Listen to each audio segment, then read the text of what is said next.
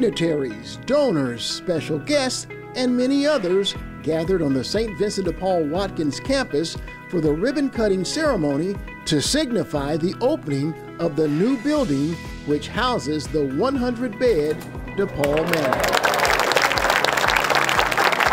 This structure will include not only residential space for the unhoused seniors and disabled of our community, it will provide additional space for our expanded Workforce Opportunities Training Program that will enable some of our residents to work towards stable employment.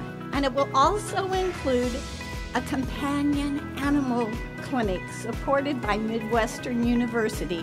And it's the very generous donation by Bob and Marion Are that's making this companion animal clinic possible. By giving them the opportunity to get their pets not only fed, but basic supplies, but most importantly, vaccinations and licensure, which is critical for people to move from homelessness, transitioning to finding a home.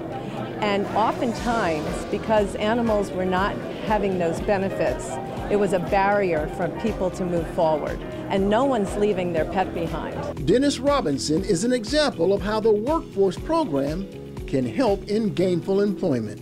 After being homeless on the streets and getting a place to stay, I found compassion for other people too as well. Being in the X-Wing, I started working, and thank God for 6 months after 60 days after I started working, I was promoted to executive chef. So I'm proud of them, and I'm proud to say that I got myself a good job, and I'm hiring. This new building had many, many hands in making it a reality. My work in my career as a social worker with unhoused youth and victims of domestic violence made one thing extremely clear. The organizations doing this work need a consistent, reliable flow of resources.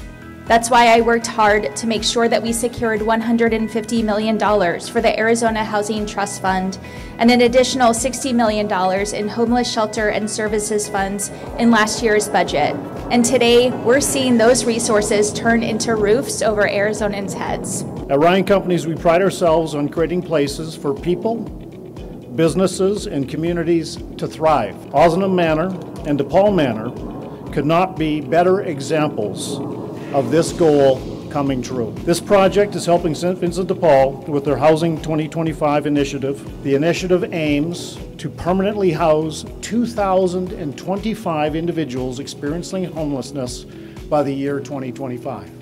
I invite each of you this morning to imagine what it would be like to be a resident here at De Paul Manor in this beautiful setting. To come to St. Vincent de Paul campus after experiencing homelessness, outside, nowhere to go, no one to help you, alone.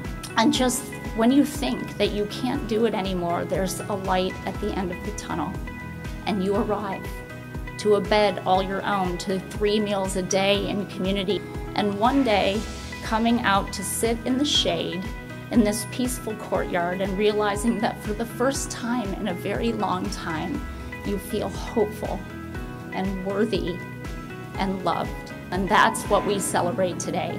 We celebrate hope and a future where people can find the healing and love and eventually the keys to their very own new home, and where they move on to live the lives that they were always meant to live.